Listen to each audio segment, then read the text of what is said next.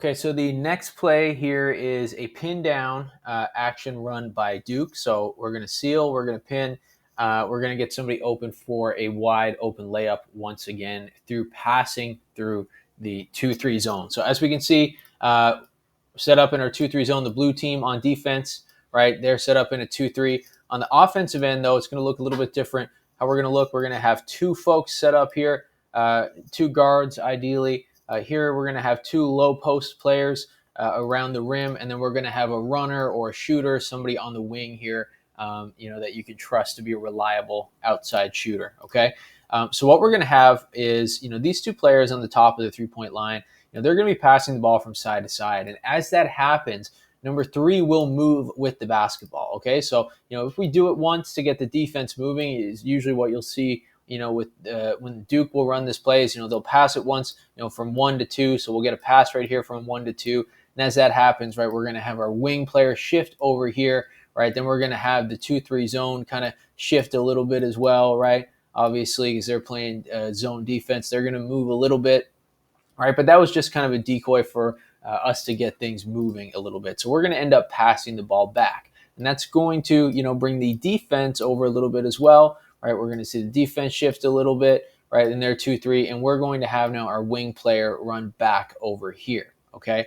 Now, as that's happening, we're going to have number 4 right here, the low post on the strong side of the basketball. They're going to seal, right, almost as if they're setting a screen, but they're almost going to post up and seal the defender right here.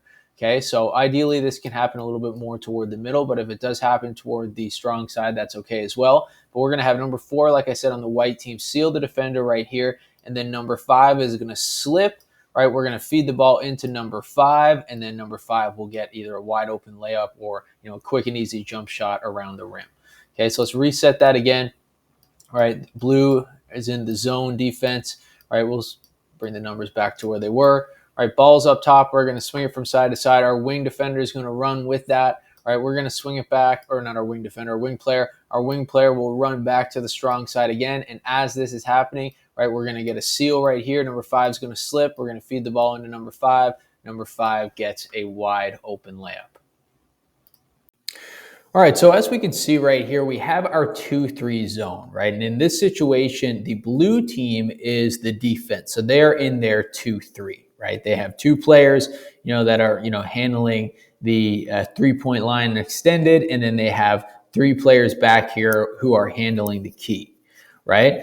So it's important that we as teams don't fall into the traps that, a 2-3 zone, like I said, want us to fall into, right? Which is typically, they want us to shoot contested mid-range shots or outside shots because that paint is pretty clogged up right now.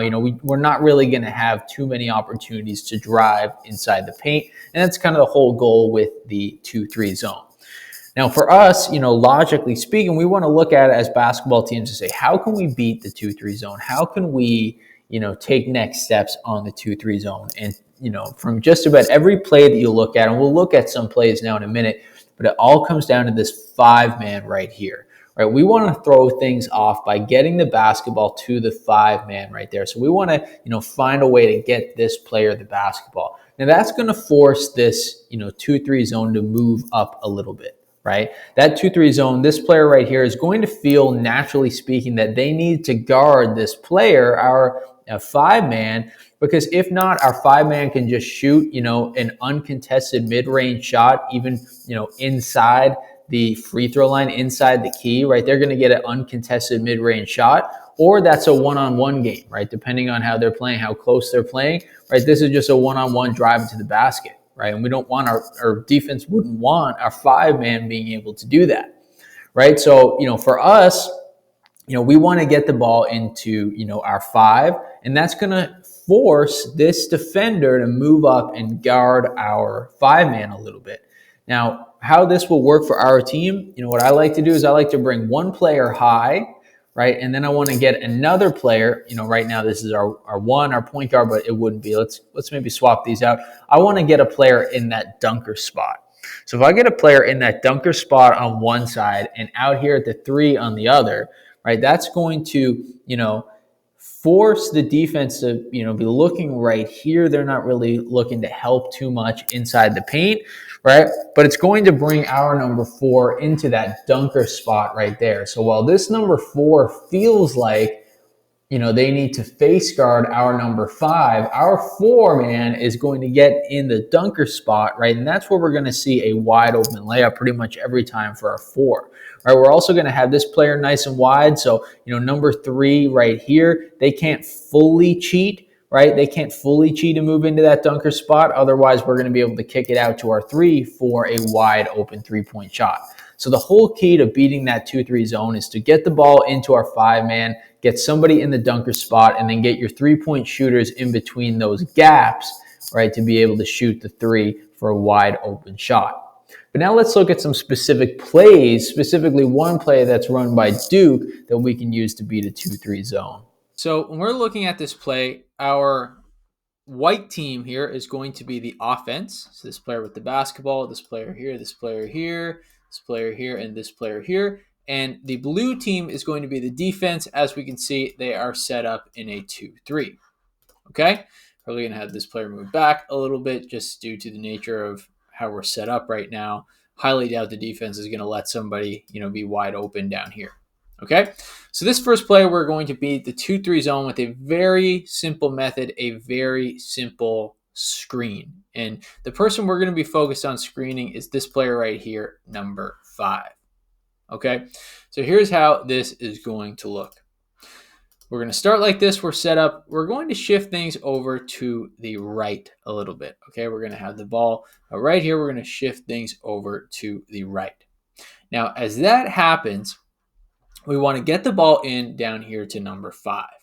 Okay, that is the focus, right? Number 5 is who we're going to look for, but we're not going to do it quite yet. The first thing that we're going to have happen is we're going to have number 4 basically screen number 5 by sealing them, right? They're basically going to post up, turn their back to them, and basically take number 5 out of the play. Okay, we're going to have number 4 do this right here, right? We are sealing number 5. As that is happening, number 5 on our team, we're going to swing the ball over here to number 2. And number 5 on our team is going to look right here for the basketball. They're going to be cutting through, and we should be able to get them the basketball pretty easily. If we're not able to do that and number 4 cheats to stop the ball, right, we also have an opportunity right here to pass the ball to number 3.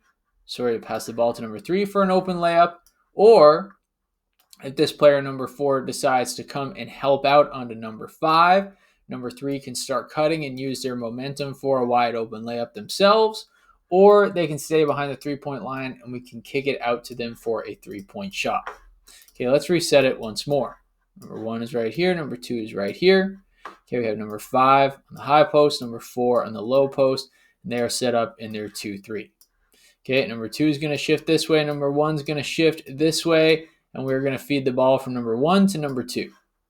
Okay, again, number 4 is going to come seal number 5. They're going to turn their back to them and basically post up to eliminate them from the play.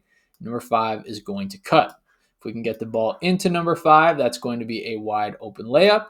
If number 4 decides to stop the 2-3 and cheat a little bit, then we're going to kick it out to number 3. So 2 options there. The number 3 can shoot the basketball or can drive it to the basket and use their momentum that they have. And, they've already beat that first defender because that first defender is here helping out on number 5 on the white team. So a few options here. That is a good way to beat the 2-3 zone. Let's look at some other ways. Hold on one quick second, coaches. Before you go anywhere, I've got a couple free resources waiting for you from the Basketball Coaches Academy that'll take your practices and take your teams to the next level. First off, grab your complete guide to the continuous motion offense, which breaks down exactly how to teach your players to play the game, not just run plays. You'll learn what continuous motion offense really means, proven drills to build it, and how to run a motion offense continuously. We have lots of different things in this guide. We have video demonstrations, we have diagrams, we have descriptions, everything that you would need. If you want your athletes to develop real basketball IQ, this is the starting point. The second item that I have for you is the 5 must-have out-of-bounds plays for all ages. These are game-tested sets that you can run with youth or high school teams. We have baseline out of bounds. We have sideline out of bounds, all free for you. They're simple to teach, tough to guard, and each play includes clear diagrams and coaching points so your team stops wasting possessions. And lastly, I have the practice plan template. This printable practice plan template is the exact layout that I use to organize and plan every practice session. So you can plug in your warm-ups, skill blocks, team drills, and scrimmage notes so you can walk into every gym with a clear plan and zero guesswork. So I have these 3 free items for you. You can claim them using the link in the description. They'll be sent to you right away. Enjoy.